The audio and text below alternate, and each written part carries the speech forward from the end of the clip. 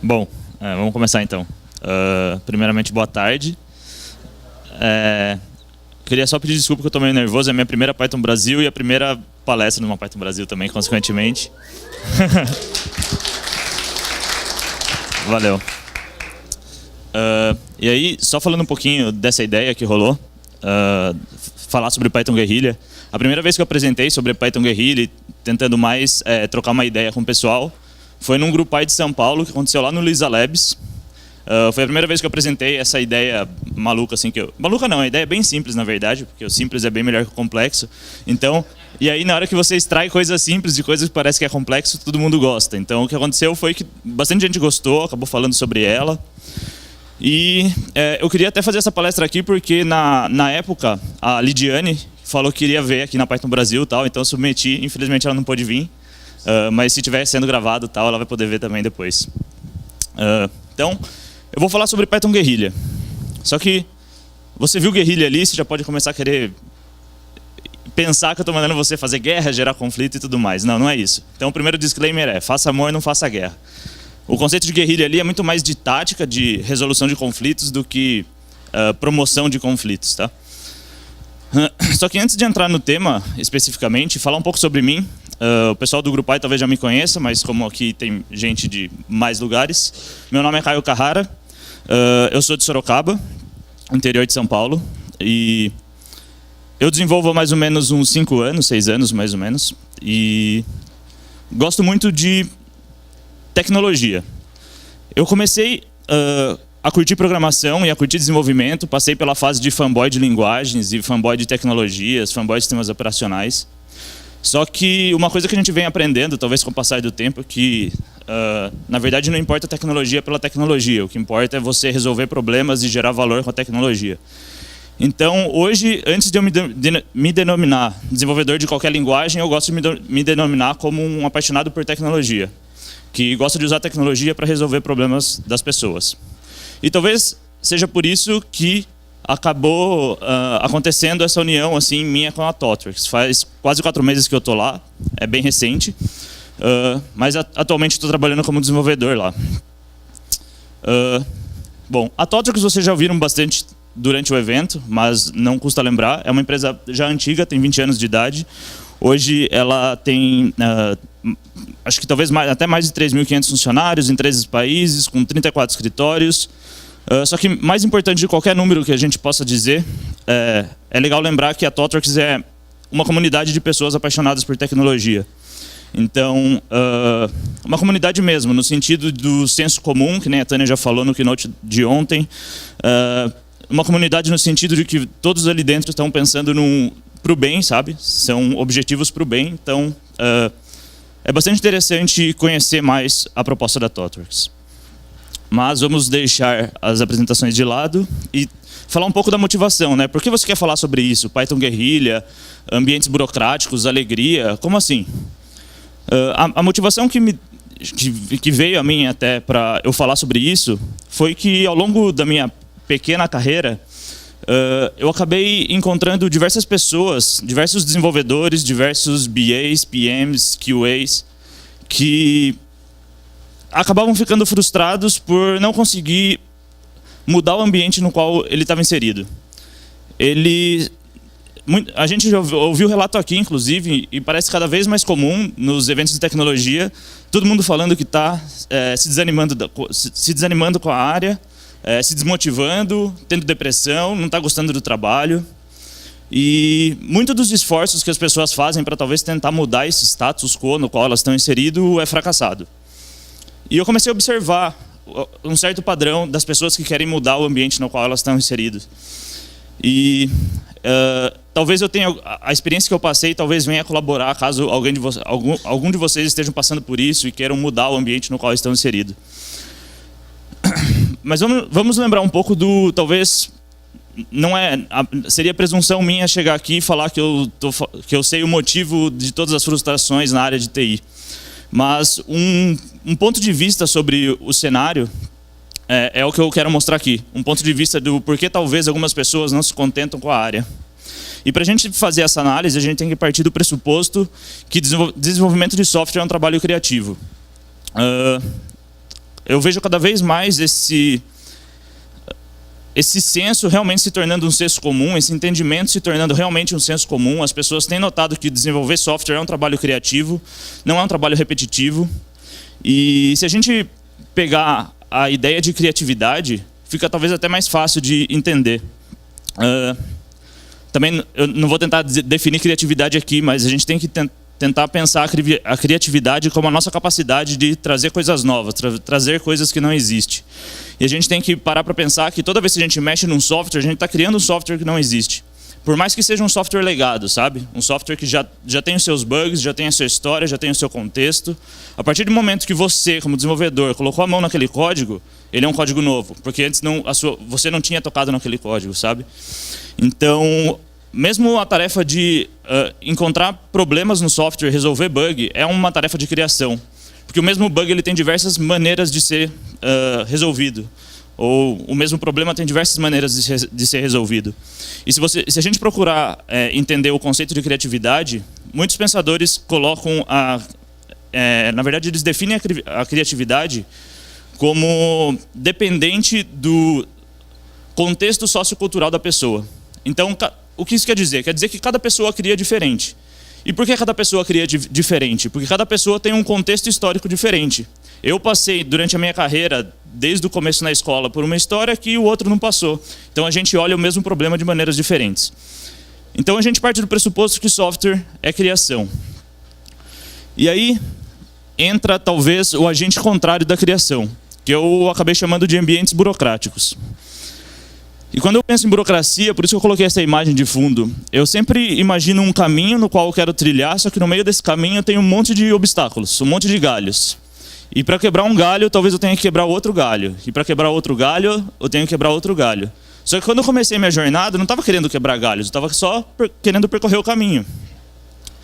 E é por isso que eu comecei a perceber, e eu continuo percebendo isso, que as práticas burocráticas que eu coloquei ali, então essas práticas que te colocam impedimentos para fazer o que você gosta, o que você quer fazer, causa muita insegurança, muita frustração e muita tristeza no nosso ambiente de trabalho, sabe?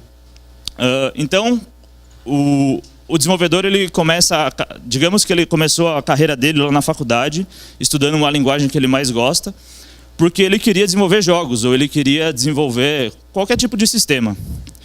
E quando ele entra no mercado de trabalho, lá no estágio, falam para ele que para ele desenvolver o sistema, ele precisa preencher planilhas de horas. Para ele desenvolver sistema, ele precisa aprender 5 outros sistemas no qual ele vai ter que relatar o trabalho dele para o chefe dele. Ou senão, ele aprende que para ele conseguir colocar um Hello World, colocar um print na tela, ele precisa instanciar 5 ou 6 classes. Ou ele precisa de dezenas de arquivos de configuração. Ou ele precisa de dezenas de bibliotecas simplesmente para, sei lá, fazer uma comunicação na internet. Então, infelizmente, hoje a gente ainda vê muito software sendo desenvolvido em ambientes burocráticos, em ambientes que não incentivam a criatividade. E talvez isso retrata não só a insatisfação de muitos profissionais na área, como também a qualidade do software que a gente encontra por aí, sabe? E talvez no cerne da questão da alegria e o confronto da alegria com ambientes burocráticos, existe a confiança. Por que a gente tem até hoje tantos ambientes burocráticos, tantas práticas burocráticas ou tantos trabalhos que você precisa fazer para você poder fazer o trabalho que você quer? Basicamente porque não existe confiança. Basicamente porque quando você não confia em alguém, você precisa controlar o que ela está fazendo. E antes que ela faça, você precisa definir muito bem o que ela vai fazer, para ela não sair daquele caminho. Porque se ela sair daquele caminho, você não confia que ela vai ser capaz de voltar, ou você não confia que ela vai ser capaz de desempenhar um trabalho de qualidade.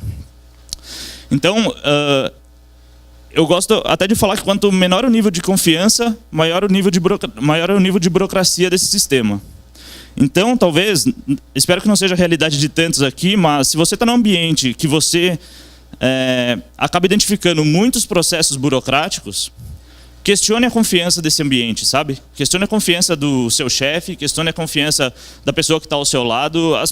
Simplesmente as pessoas não confiam em você, porque você precisa a todo tempo ficar fazendo coisas para provar que você está trabalhando, entendeu? Ou para provar que você está entregando. E todos esses processos acabam nos frustrando. E diretamente, e aí a gente entra na parte da alegria. Quando a gente se depara em situações que a gente não consegue fazer o que a gente quer, ou que a gente não consegue fazer o que a gente gosta, a gente se frustra. E basicamente, pelo menos eu entendo o seguinte: quando a gente fala em alegria, a gente está falando de a gente conseguir colocar em prática todo o potencial que a gente tem, sabe? E toda vez que a gente atinge algum objetivo, colocando esse potencial em prática, a gente começa a almejar novos desafios, novos objetivos. E quando você não coloca, ou quando você não atinge esse objetivo prévio, você fica triste. E quando você fica triste, você fica menos capaz ou com menos possibilidade de executar tudo o que você gostaria. Então, como eu acredito que a burocracia é um entrave para você colocar os seus objetivos em prática e para você conseguir conquistar os seus objetivos, eu acredito que a burocracia ela diminui a alegria. E por relação, então, quanto menor o nível de burocracia do sistema, maior tende a ser o nível de alegria inerente nesse sistema também. Então, eu gosto de dizer que num ambiente que promove cada vez mais a liberdade das pessoas, a liberdade de pensamento, a liberdade de você conseguir colocar suas ideias, a sua forma de trabalho em prática, são ambientes que, consequentemente, a gente vê isso na prática, são ambientes de pessoas mais alegres, sabe? Pessoas mais contentes com o trabalho desempenhado. E quando eu falo ambiente, não é só ambiente de trabalho, né? Linguagens de programações, as linguagens de programação também podem ser linguagens burocráticas. E aí a questão aí, cada um lembra que vier à cabeça. Todo mundo já se deparou com alguma linguagem que considera burocrática. E talvez trazendo para a realidade de linguagens fica mais fácil, né? Quando talvez trazendo para a realidade de linguagens fica mais fácil de a gente entender isso, né? Quando a gente pega, eu já até dei o exemplo, quando a gente pega uma linguagem que a gente quer simplesmente fazer um relógio na tela para fazer uma contagem regressiva. E para isso você tem que instanciar uma classe. Mas, pô, eu não quero instanciar a classe. Se estou fazendo um script, vai executar rápido, sabe? Ou se não, para você fazer o mínimo de um sistema útil, de um sistema que realmente vai entregar valor para alguém, você precisa baixar a internet na sua máquina. Pô, cara, eu não quero isso. Eu quero só simplesmente sentar na minha máquina, codar e quero ver o negócio funcionando, sabe? E eu passei por isso, eu trabalhei muito tempo com linguagens burocráticas e é uma coisa que era muito triste, porque no meio do processo, o processo era muito demorado, o processo é longo, o processo de desenvolvimento era engessado. Então, chegava no momento que você estava no meio do processo e você já esquecia para quem você estava entregando valor, sabe? E isso é uma realidade que eu vejo até hoje. Muita gente codando, desenvolvendo muito, trabalhando, virando hora, e você para conversar com a pessoa e fala: qual que é o valor que você está entregando? Qual o problema que você está resolvendo? Não sei. Eu estou resolvendo tarefa do meu task manager, sabe? Estou só entregando tarefa, entregando bugs, resolvendo bugs. E eu não sei qual o problema que eu estou resolvendo, não sei qual o valor que eu estou agregando à sociedade. Isso é uma coisa que eu lembrei agora, mas é até bom citar também. A gente tem a necessidade de a gente causar algum impacto na comunidade que a gente vive, sabe? Eu não estou nem falando de causar impacto no mundo, não é criar o próximo rede social massificadora. Mas é você gerar algum impacto na empresa que você está. Você fazer alguma coisa que as pessoas reconheçam e falam: pô, foi fulano que fez, ele é uma pessoa legal. Falar em comunidade, a gente não pode excluir o indivíduo precisa ser constantemente motivado. E para ele ser constantemente motivado, ele precisa ser reconhecido, sabe? A partir do momento que você tem uma linguagem que te empodera, para usar até o próprio palavra que a Luísa usou no keynote dela, a partir do momento que você tem uma linguagem, uma ferramenta que te empodera, que te ajuda e que não é somente um empecilho para você, você tem maior possibilidade de ser reconhecido e maior possibilidade de ser alegre. Então, eu acredito que a ligação entre a alegria e o desenvolvimento se encaixa muito aqui, sabe? Geralmente as pessoas veem, pô, que tem a ver alegria e Python Guerrilla, alegria e Python, alegria e linguagem de programação. Eu acho que é aqui que elas se casam. A partir do momento que você tem uma linguagem que está ao seu lado e não está à sua frente, sabe? Te interrompendo a chegar no objetivo que você quer. E uma linguagem que é menos burocrática,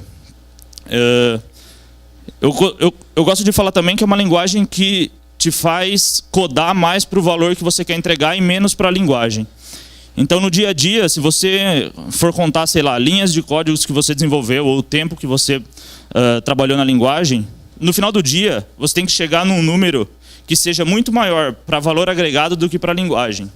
Quando você codificou 60, 70 linhas de código, mas simplesmente porque a linguagem te obriga, você não está agregando valor, sabe? A maior parte do seu tempo você está perdendo, na verdade. Você está codificando pela linguagem. Então, esse é um caminho que eu acho que nos leva à felicidade, sabe? E quando eu estava... já faz um tempo isso, quando eu estava procurando alguma coisa que me satisfizesse mais enquanto linguagem de programação, eu acabei encontrando o Python.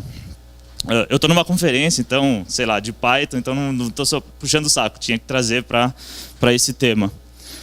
Mas eu realmente sinto que, e é até por isso que cada vez eu gosto mais de Python, que Python reduz o nível burocrático do sistema. Então, Python, a linguagem, acredito eu, ela tem a capacidade de ser a minha amiga e não ser a minha inimiga. Sabe? Quando eu estou com um problema com Python, na verdade ele está tentando resolver o problema junto comigo.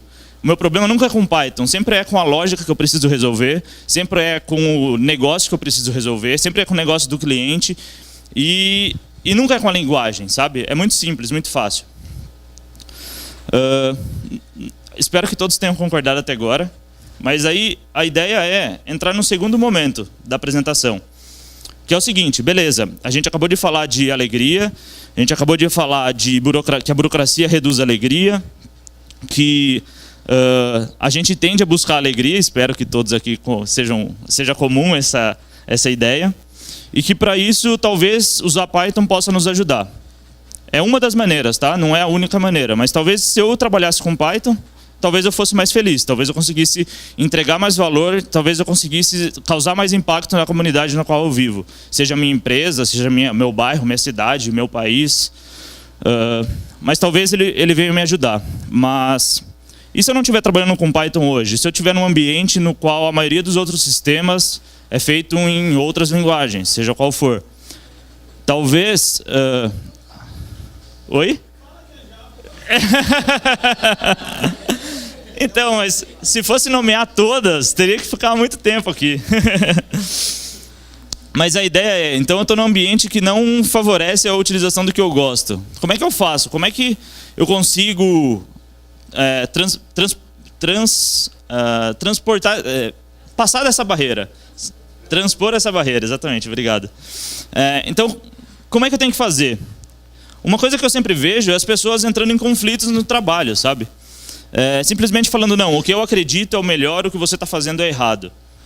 E isso geralmente não tem um bom final. Então, eu elenquei algumas coisas simples, bem simples de se fazer, que eu acabei chamando de Python guerrilha. E por que Python guerrilha? Porque simplesmente quando a gente pensa numa tática de guerrilha, a gente está pensando num lado do conflito que está em menor número, que está em menor poderio, para entrar nesse conflito, e o principal objetivo deles é realmente não entrar em conflito, sabe? Porque eles sabem que se você entrar em conflito, o lado que é mais forte vai ganhar de você. Então não adianta você querer ir para o embate, não adianta você querer discutir com seu chefe, com a sua equipe, não adianta você querer usar a força para isso, sabe? Você tem que ter muito mais jeito para convencer as pessoas e para conseguir o que você quer, até porque você é menor número, pelo menos nas empresas que eu passei, geralmente era só eu que gostava de Python, ou tinha uma outra pessoa que gostava de Ruby ou qualquer outra linguagem, mas geralmente é um ponto focal, sabe, na equipe. Por isso que eu chamei de Python guerrilha, então. Não é a ideia de trazer a guerra para o ambiente, mas a ideia de realmente se livrar dos conflitos e focar no que você acredita. Então, o primeiro passo, que é o mais básico, e aqui não vai ter nenhuma fórmula mágica, tá? Vai ser coisa muito simples que você olha, pô, era isso que ele ia falar? Sim, é só isso. Mas que deu certo comigo. É importante falar também. Antes de entrar na ThoughtWorks, eu passei numa outra empresa e lá a gente não usava Python para nada. A gente usava especificamente Java para fazer tudo. E foi nesse momento que eu acabei tentando colocar essas coisas em práticas e acabou funcionando, sabe? Hoje eles ainda têm um produto que é desenvolvido em Python lá, eles estão felizes com isso. E o mais legal, eu acabei deixando um legado que pessoas gostam de Python lá dentro, sabe? Eles não olham para Python como a linguagem descreditada, eles têm a linguagem acaba tendo um crédito lá dentro. E como é que eu fiz isso, né? Quais foram os passos ou quais foram os comportamentos? Muito mais do que tarefas para você fazer, é muito mais o comportamento que você tem que ter nesses ambientes. Então, o primeiro comportamento básico, talvez, é conquiste a confiança. Se as pessoas que estão naquele ambiente não confiam em você, não adianta você falar qualquer coisa que ninguém vai acreditar em você. Você não vai ter... A sua voz não vai ter poder lá dentro, sabe? Então, torne-se relevante nesse ambiente primeiro. E para você se tornar relevante, cara, você vai ter que ir para o lado do inimigo e se infiltrar, sabe? Então, você vai ter que ser, por exemplo, numa linguagem de programação, você vai ter que ter minimamente um conhecimento para emitir opiniões relevantes sobre aquela linguagem, sabe? Então, se você está trabalhando num ambiente que usa Java, saiba o mínimo de Java, cara. Para você chegar, sentar no almoço ali e a galera começar a conversar, você conseguir conversar com eles também sobre o que eles estão falando. Ou se usa qualquer outro tipo de linguagem, o que for. Então, a ideia é bem básica, mas é difícil entender. E para você conseguir fazer isso, você tem que pensar que todo o processo de transformação tem um tempo. Então, não vai ser de hoje para amanhã que sua empresa vai começar a usar Python, ou vai começar a usar qualquer outra linguagem que você queira. Você tem que ir conquistando isso aos poucos. Então, torne-se relevante. Consiga conversar de igual para igual com as pessoas que estão ali na empresa, sabe? E o melhor ainda, se der para contribuir para o ambiente, contribua. Faça algo de útil. E outra coisa também, respeite os momentos. Isso é uma coisa que eu vejo bastante também, principalmente com programadores mais novos. Não seja aquela pessoa chata no trabalho, sabe? Que fica toda hora falando da mesma coisa, toda hora falando da mesma linguagem, falando que você fez alguma coisa, que você fez outra coisa. Não seja essa pessoa. Porque o máximo de... na verdade, o que talvez seja certo de você conseguir com isso é as pessoas se afastarem de você. Porque ninguém vai querer conversar com você. Você sempre fala da mesma coisa. Você sempre está falando de Python, por exemplo. Então mude, diversifique. Basicamente, respeite os momentos, sabe? Tem momentos de você propor alguma coisa nova e tem momentos de você escutar, de você tentar colaborar com o ambiente.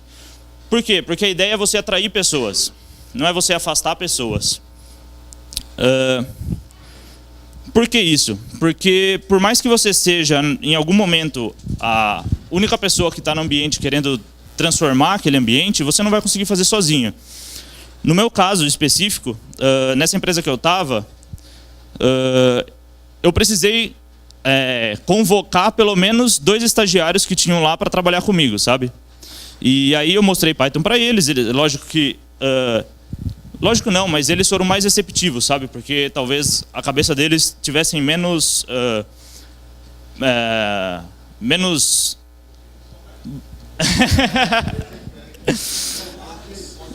essa é a ideia. Então foi um pouco mais fácil convencê-los, mas enfim, quando chegou a demanda de um novo produto, eu falei, eu não estou sozinho, entendeu? Sou eu e mais um estagiário que está quase sendo efetivado e um que acabou de chegar. Então são 3 pessoas. Era um projeto de não tanta criticidade assim, então a empresa resolveu, beleza, vamos tentar fazer. Ou seja, se fosse eu sozinho, talvez eu não tivesse conseguido fazer. Mas como eu tentei atrair as pessoas ao meu redor, foi bom. Outra coisa que foi bom disso é essa questão de mobilizar a paixão de quem está ao seu redor. No caso dessa outra empresa que eu passei também, tinha uma pessoa lá que gostava muito de infraestrutura e configuração, de coisas mais relacionadas à infra. E eu falei que com alguns scripts Python ele conseguia fazer algumas tarefas lá. E aos poucos ele foi implementando códigos em Python, foi conhecendo Python, foi gostando de Python. Então hoje eu sei que ele está desenvolvendo Python e eu não estou lá mais, sabe? Então eu acabei usando alguma coisa que ele gostava para mostrar Python para ele. Se você tem alguém na sua empresa que gosta de programar jogos, mostra o Pygame para ele, talvez, entendeu? Talvez ele vá gostar. Enfim. E outra coisa também, mais ou menos relacionada com isso, mostre o código funcionando. É muito comum a gente encontrar pessoas que gostam de falar bastante, sabe? Não, eu faço isso, faço aquilo, fiz aquele outro, mas nunca mostra nada funcionando. Então, o mais importante que você falar que faz um monte de coisa é você mostrar alguma coisa que você fez. Que seja simples, mas mostre, sabe?